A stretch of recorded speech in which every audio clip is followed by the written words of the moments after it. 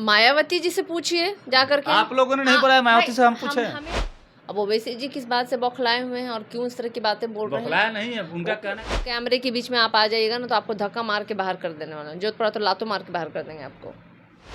23 जून को विपक्षी एकता की बैठक हुई, मीटिंग हुई, लेकिन उसको लेकर के AIMIM के प्रदेश अध्यक्ष व विधायक अख्तरुल ईमान ने डायरेक्ट हमला बोला है विपक्ष पर ही। उनका कहना है कि मायावती और AIUDF और AIMIM को छोड़ करके ये लोग आधा अधूरा जो काम कर रहे हैं वो पूरा होने वाला नहीं है। और नरेंद्र मोदी जी को हम लोग भी चाहते हैं कि नरेंद्र मोदी जी हारे, लेकिन इस तरह से आधा अधूरा गठबंधन सही नहीं है। इन्हीं मुद्दों पर हमारे साथ बातचीत करने के लिए राजद की नेत्री और प्रवक्ता सारिका पासवान जी है। इनसे हम जानना चाहेंगे, मैडम अख्तरुल ईमान तो बहुत बड़ा आरोप लगा रहे हैं आप लोगों पर। नहीं, आरोप क्या लगा रहे हैं? वो नहीं चाहते हैं कि भाजपा मुक्त भारत हो, वो नहीं चाहते हैं कि लोकतंत्र हमारी बची रहे। तो बस ये प्रश्न उनसे ही है। अगर वो चाहते हैं तो आए वो हमारे साथ। आप दावत दीजिए, दावत क्यों नहीं दी आप लोग? देखिए, देश को बचाने के लिए दावत नहीं दी जाती है। अब आपको उस विचारधारा के साथ आना पड़ेगा जो विचारधारा देश को बचाने की बात करती है। लेकिन आप अभी भी इस चक्कर में पड़े हुए हैं तो फिर आप समझ लीजिए कि आप कहीं ना कहीं आपकी सोच में खोट है। भेजिएगा तभी ना मैडम कोई जाएगा। अगर किसी की शादी होगी बिना शादी का काट के चलेगा। जब घर जल रहा है तो घर को बुझाने के लिए आपको निमंत्रण की आवश्यकता है। राष्ट्र हित की बात हो रही है, देश को बचाने की बात हो रही है। और याद रखिए, जब घर जलता है तो हर एक सदस्य जो होता है अपनी सारी जो है ना गिले और शिकवे भूल करके घर को बुझाने में, घर को बचाने में अपनी ताकत को झोंकता है और लग जाता है।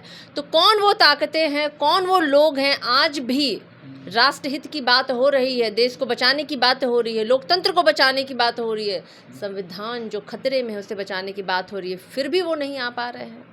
तो प्रश्न तो उनसे पूछा जाता नहीं, प्रश्न उनसे पूछिए। मायावती को दूर रखा गया। अच्छा, दलितों की सबसे बड़ी नेत्री मायावती, उसे उन्हें क्यों दूर रखा गया?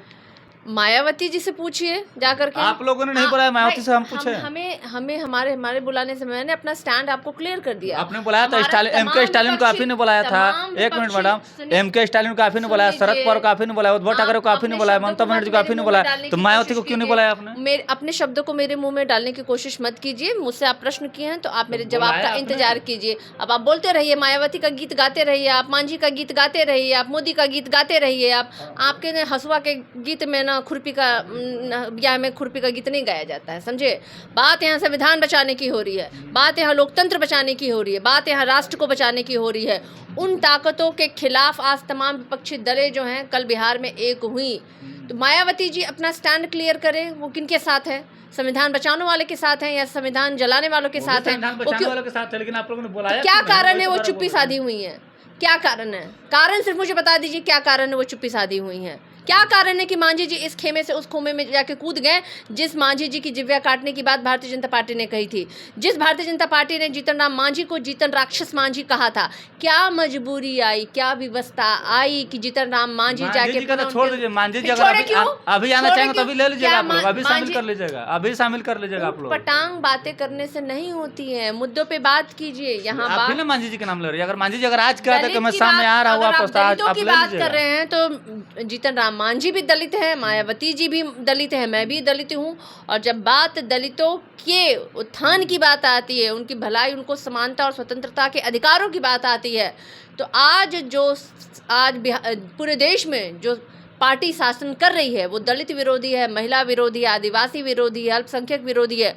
और वैसे लोगों से पूरे राष्ट्र को बचाना है तो मुझे लगता है कि वो तमाम उन जमात के लोगों को साथ आना पड़ेगा। और हमारे महागठबंधन के साथ बिहार की जनता ही नहीं, पूरी देश की जनता साथ में। और इसका प्रमाण आपने कल देखा किस तरीके से पूर्व से लेकर पश्चिम तक, उत्तर से लेकर दक्षिण तक तमाम विपक्षी दलों का जो है कल जमावड़ा, एक महापंचायत, महासंगोष्ठी बिहार की धरती पे आयोजित हुई।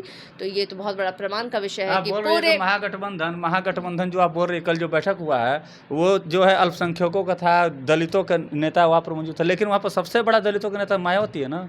अब आप किसको बड़ा नेता मानते हैं मुझे नहीं पता। एक शख्स को आप अगर बहुत बड़ा आदमी मानते हैं तो उससे नहीं होता। उस जमात को लेकर साथ चलने वाले लोग जो होते हैं, उनके अधिकारों की लड़ाई लड़ने वाले लोगों को मैं बड़ा मानती हूँ। और क्या कारण है कि मायावती जी चुप हैं? मैं तो क्यों नहीं वो आवाज़ उठा पाई?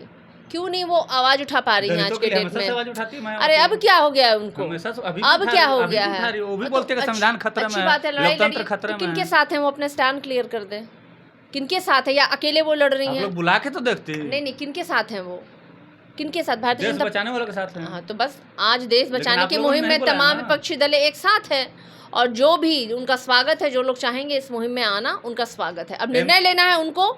जो लोग आज हमारे साथ नहीं हैं, उनके लिए भी दरवाजे खुले हैं। वो अगर इस मुहिम में शामिल होना चाहते हैं तो निश्चित रूप से उनका स्वागत है। AIMIM के प्रदेश अध्यक्ष और बैरिस्टर असदुद्दीन ओवैसी जो कि राष्ट्रीय अध्यक्ष है, उनका साफ तौर पर कहना है कि दलित और मुस्लिमों को दूर रख करके ये गठबंधन सक्सेस नहीं होगा।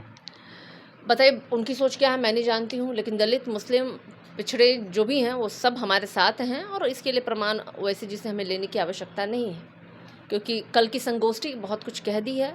तमाम जो लोग वहाँ आज कल बिहार की धरती पे इकट्ठा हुए थे, उन्होंने संदेश दिया है पूरे देश को।